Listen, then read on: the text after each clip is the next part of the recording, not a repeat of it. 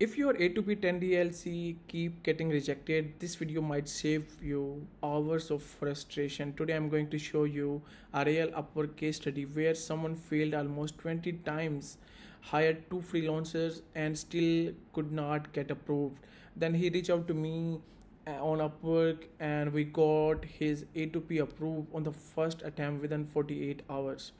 So let me show you. So Jeremy, his name was Jeremy, and he reached out to me on Upwork on May. If I can see, if I can show you more activity here, he reached out to me on Monday, May 11, and it's 14 May 2026 today. But he reached out to me and we discussed, and he asked me to he need A2P approval. I asked him for a quick call. We go on a quick call, and he give me the his sub account access, and I got the data from him.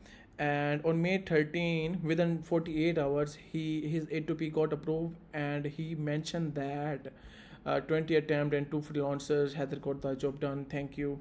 So that's the whole story. But let me tell you what is A2P 10DLC. A2P 10DLC is basically a mandatory registration process for businesses sending SMS in the United States.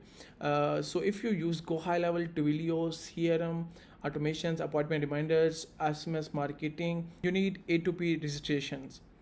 Without it, your messages may fail, your number get restricted, and deliverability will be dropped, and you will be basically got suspended and not able to send the SMS. So why most A2P fails? Here's the truth: most people focus only on submitting the form, but the carriers care more about compliance. The most common reason application fails are like they have missing privacy policy, no terms and condition, weak or unclear opt-in process, bad website structures, missing contact information, poor like explanation of customer use cases. Even small mistake can trigger the rejections. Today, like it's 14 May 2026, the like they have lot of updates in A2P and lot of restrictions. And so these are the steps. Like you have to attach the domain, you have to fill out the custom values, and then you have to go in interest center and apply for A2P with the right use cases. So instead of guessing every time, I built my own A2P approval framework. So we can call it a snapshot in Go high level terms. I already have compliant website structures, proper opt-in wording, ready to use templates, approved customer use cases, and correct SMS disclosure language, which means we can usually prepare a compliant application in 5 minutes.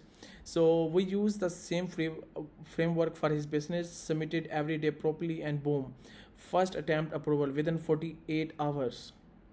That's the difference between random submissions and understanding compliance properly. And honestly, this is the worst. This is what most people don't understand. A2P is not just a form; it's about trust, compliance, business legitimacy, and proving the carrier that your SMS traffic is safe. So if you're using GoHighLevel Twilio SMS automations or running a SaaS agency, you need to understand this process properly. Comment A2P below and I will share the snapshot with you, and make sure to subscribe. Thank you.